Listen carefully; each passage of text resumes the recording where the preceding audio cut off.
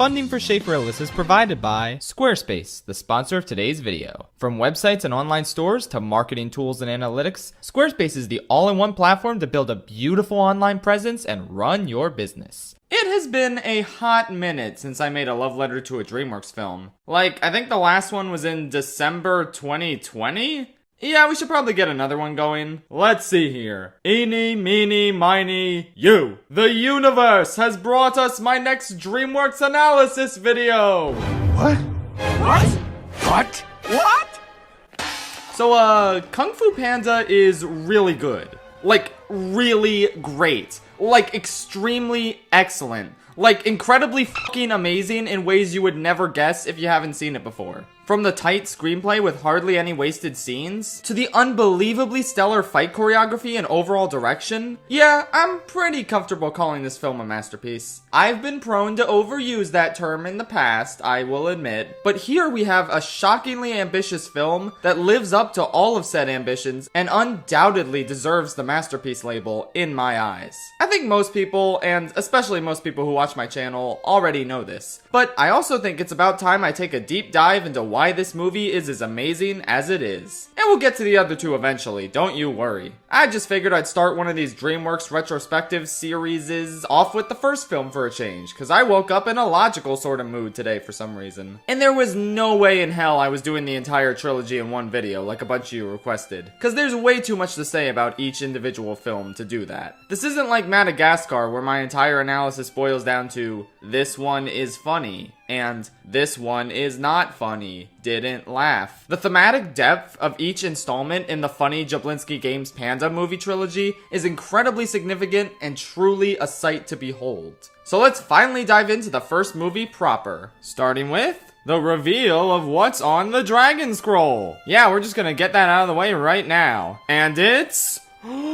Squarespace! So that's the secret ingredient to building an amazing website. Who knew? Yeah, let me talk about Squarespace some more now, and then we will get to funny panda moments. Squarespace is a fantastic, intuitive, online website builder that allows you to create beautiful websites for your business or personal hobby. Present your work using Squarespace's professional portfolio designs. Display projects in customizable galleries and add password-protected pages to share private works with clients. You can even present your videos from YouTube, Vimeo, and Animoto on your Squarespace site. Add an image overlay to your video to improve your website's load speed by waiting to embed video players until playback starts. Every design automatically includes a unique mobile presence that matches the overall style of your website, so your content will look great on every device, every time. And if you don't want that, you can always disable the mobile view from Website Manager. Buying a domain from Squarespace is so simple because there are no hidden fees or price hikes. Each domain comes with an ad-free parking page and free WHOIS privacy on eligible domains. Squarespace sells over 200 top-level domains, so you can find the perfect name for your website. Choose a URL that ends in .com, .net, .org, or you can always get a more specific one like .art if you want to be fancy. If you're ready to share your passions or promote your business with the rest of the world, head to squarespace.com for a free trial. And when you're ready to launch, go to squarespace.com/Schaefer-Ellis to save 10% off your first purchase of a website or domain. Okay, now back to the movie. Our first topic of discussion is we might as well kick things off with one of the simplest aspects of the movie to talk about, the funny. Yeah, this movie's very funny. What I like about the humor here is that it could have so easily gone into typical DreamWorks fart, poop humor bullshit nonsense chicanery. I mean, you got a movie where Jack Black is a big fat panda. How easy would it have been to just make the panda fart and have that be the humor? We did it, guys. Comedy is saved. But yeah, Kung Fu Panda doesn't do that because it's a Chad movie that actually writes and tells jokes. A lot of the humor comes from Poe's boundless enthusiasm for Kung Fu, despite his lack of skill or talent, as well as the contrast between his laid-back lifestyle and the rigorous attitude of Shifu and the Five. The contrast even works well between Poe and Tai Lung. One scene that always cracks me up is when Poe has to reach the Dragon Scroll, so he imagines it as a cookie. Tai Lung is completely oblivious to this fact, however, and assumes that the scroll has given him power! It's a very funny little moment that also speaks to how much people underestimate Poe's unique abilities. Not only are the jokes as written pretty funny, but the entire cast has such good comedic timing, and they make so much of the humor land. Jack Black is excellent as Poe, and really breathes life into the character, making him his own. It's such a match made in heaven, and I can't imagine anyone else playing this character. It doesn't feel like a lame celebrity stunt casting like most Seth Rogen roles do, and oh yeah, Seth Rogen's in this movie. Okay, let's just move past that. He's fine. He's inoffensive in this. It's just whatever. It's meh. I think Ian McShane's performance as Tai Lung is really underrated. It's not only menacing, but he also does a great job with the larger-than-life comedic scenes. There's a reason why. Finally, a worthy opponent. Our battle will be legendary. Became a meme after all. James Hong as Mr. Ping. Come on, man. I can't get enough of his voice. It's so distinct and energetic and funny. His love of noodles and soup is just so infectious. You can feel the passion James Hong brings to every role, and this one is no exception. Lastly, I wanted to highlight Randall Duck Kim, because his delivery really does add a lot to the surprisingly effective comedic moments with Oogway. This turtle boy may be the wise old mentor figure, but he's also allowed to have his fair share of kooky moments that endear us to his character without ruining the tone of important scenes. One of my favorite examples is when he's like, "There is just news. There is no good or bad." Only for Shifu to tell him that Tai Lung escaped, with his response being, "That is bad news. If you do not believe that the Dragon Warrior can stop him." This joke works so well because it's a funny reaction we didn't expect from Oogway, but after a comedic pause, he continues the sentence and reveals that he's not actually contradicting his previous stance. Attention, funny joke that also does not undermine the character. Another example is when Shifu asks him who the Dragon Warrior is, and he just responds with, "I don't know." Because, yeah, he doesn't yet. That's what the ceremony they immediately hold right afterwards is for. Even during his silliest scenes, the movie always maintains Oogway's wise persona and doesn't contradict itself, which is how it's done. So yeah, the movie has a pretty good sense of humor. It's not the all-time funniest DreamWorks film or anything, but it still has a lot of good laughs and memorable line deliveries that really stuck with me to this day. But that's not really the main appeal of this movie. Let's talk about... Bro, how are the fights in this movie so good? Like, what the hell? I legit don't even know where these intense, gripping, utterly phenomenal action sequences came from. DreamWorks has never really been known for action before. Prior to this point, they've just kind of been the funny haha Shrek guys. I guess the Shrek movies have had some action in them, but nothing on this level. Like, we love the I Need a Hero sequence for the music, the story tension, the humor, all that jazz. Phenomenal scene, but it's not like the actual battle choreography is anything special. But this movie is just...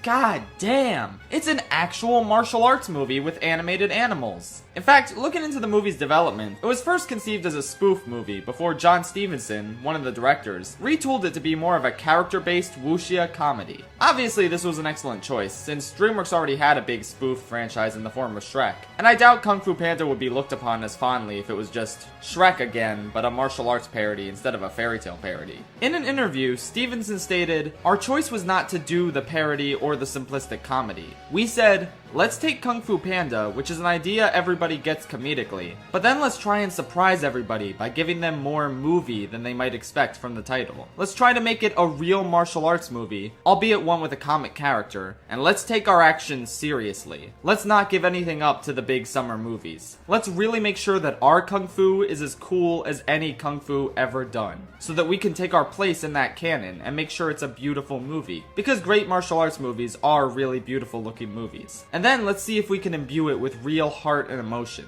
We kinda hoped that maybe when people see the movie, they'll be surprised that they get a bit more movie than they may be expecting from the title.